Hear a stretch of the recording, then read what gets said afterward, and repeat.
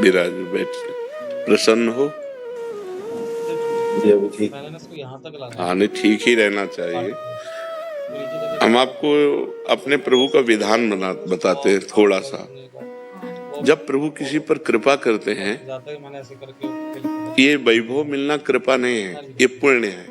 पुण्य से एक घोर पापी को भी बहुत, देखो पाप करके भी उनका कोई पुण्य है जिससे वो सुकृत पूर्व के सुकृतवश चल रहे हैं, नया पाप है। ये वैभव बढ़ना या यश बढ़ना ये भगवान की कृपा नहीं मानी जाती। भगवान की कृपा मानी जाती है अंदर का चिंतन बदलना, जिससे आपके अनंत जन्मों के संस्कार भस्म होकर और अगला जो है बड़ा उत्तम होगा। अंदर के चिंतन से होता है, बाहर से कुछ नहीं होता। महत्व अंदर का चिंतन। अच्छा, अंदर का चिंतन हम लोगों का स्वभाव बन गया बहिर्मुखी। बहिर्मुखी मतलब बाहर, बाहर यश कीर्ति लाभ विजय, इससे हमको सुख मिलता है। अंदर से कोई मतलब नहीं रखता कोई विरला ही अंदर से। अब क्या होता है, भगवान जब कृपा करते हैं तो संत समागम देते हैं, फिर दूसरी जब कृपा होती तो विपरीतता देते हैं, और फिर अंदर से एक रास्ता देते हैं, ये मेरा रास्ता है, ये परम शांति का रास्ता है, ये शांति का रास्ता नहीं। भगवान वो रास्ता देते और जीव को अपने पास बुला लेते हैं। बिना प्रतिकूलता के संसार का राग नष्ट नहीं होता। किसी को भी वैराग्य होता है तो संसार की प्रतिकूलता देखकर वैराग्य होता है। सब कुछ हमारे अनुकूल है तो हम आनंदित होकर उसका भोग करते हैं।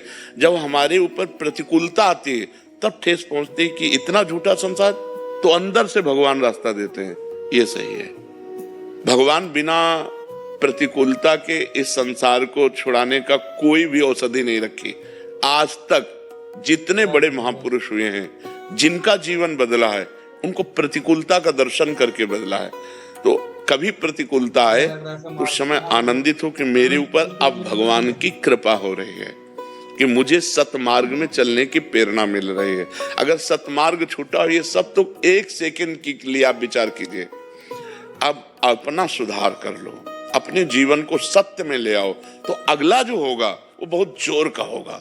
चाहे जन्म हो तो श्रीवान कुलवान धनवान वैभव संपन्न ऐसे, और भक्ति की अनुकूलता, भक्ति की अनुकूलता, खास बात श्रीवान धनवान कुलवान नहीं, खास बात भक्ति की अनुकूलता। अगर इस जन्म में भगवत प्राप्ति नहीं हुई तो भगवान श्री कृष्ण ने गीता में कहा है कि मेरे भक्त का नाश नहीं होता, मैं कुलवान धनवान श्रीवानों के कुल में जन्म देता हूँ और फिर पुनः भक्ति का माहौल देता हूँ, और पूर्व का जो भजन छूटा हुआ हो वहीं से उसको। अब बिल्कुल ऐसे ही रहो जैसे रह रहे हो, बिल्कुल संसारिक बन करके रहो, लेकिन अंदर का चिंतन आपका बदल जाए। अंदर के चिंतन में आपकी यश की भावना न रह जाए, अंदर के चिंतन में आपको धन बढ़ाने की भावना न रह जाए। अंदर का चिंतन हो जाए, प्रभु बहुत जन्म व्यतीत हो गए, अब एक बार आपसे मिलना चाहते हैं, एक बार आपसे मिलना चाहते हैं प्रभु, मुझे आप चाहिए, अब संसार नहीं। तो बात बन जाएगी, तो बात बन जाएगी। तो इसलिए आनंद पूर्वक भगवान का नाम जप करो, बिल्कुल चिंता मत करो। बाबा, क्या नाम जप से हो जाएगा पूरा?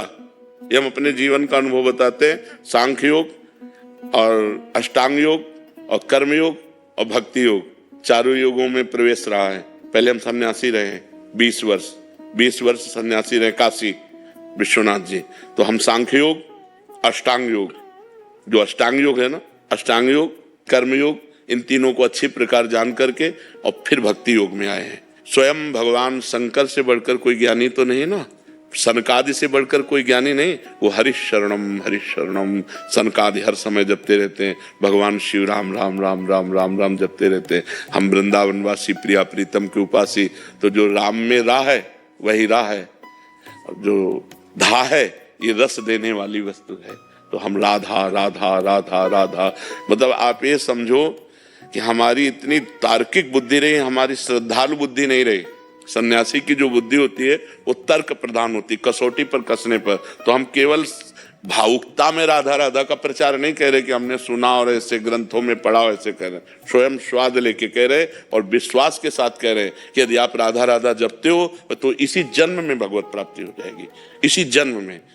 जैसे किसी से कहा जाए कि तुम सत्य बोलो, मंदिर में चढ़ के बोलो, तो हम मंदिर में नहीं, हम वृंदावन में बैठे हैं। करोड़ों मंदिर इसकी समानता नहीं कर सकते, भगवान का परम धाम है।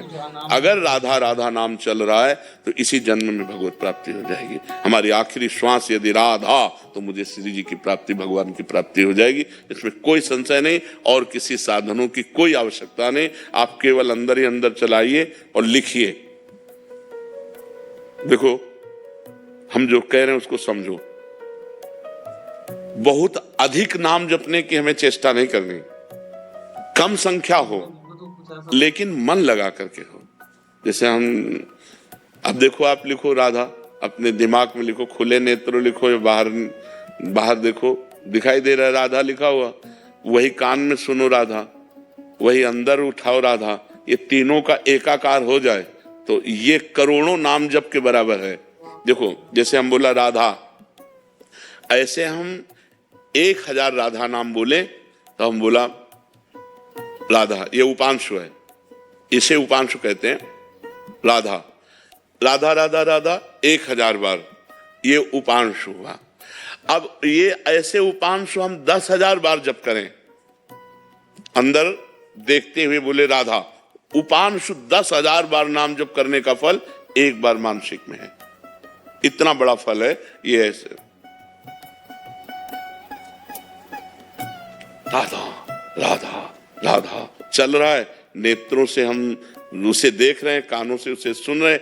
आप देखना कि अगर मन भगेगा तो आप लिख नहीं पाओगे राधा नाम, अगर लिख रहे हो तो मन भगेगा नहीं। तो चाहे 10 बार लिखो, 100 बार लिखो, लेकिन एक अभ्यास बनाओ ऐसा कि कुछ समय शांति से स्नान आदि करके बैठ गए और राधा राधा लिख रहे हैं, उसी का चिंतन कर रहे हैं। इसे अपना जीवन बना लो, फिर आप परिणाम में खुद देख लेना। कोई घाटे का सौदा तो है नहीं, ठीक है। ये सखी को दे दे, ठाकुर शिव जी की है।